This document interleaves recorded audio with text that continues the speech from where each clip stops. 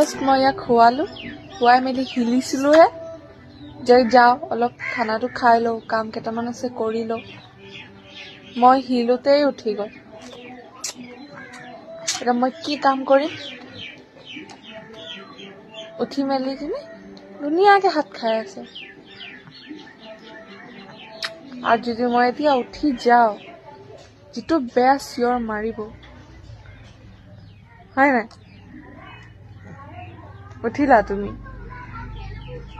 5 মিনিটো নুশুৱে ছোৱালীজনী। কি যে হ'ব ছোৱালীজনী।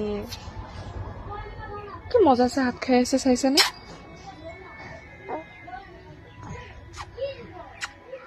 মই আছো বুলিহে আকৌ। মই উঠি গ'লে হৈ গ'ল আৰু চিঞৰ বাখৰ একেবাৰে ষ্টাৰ্ট।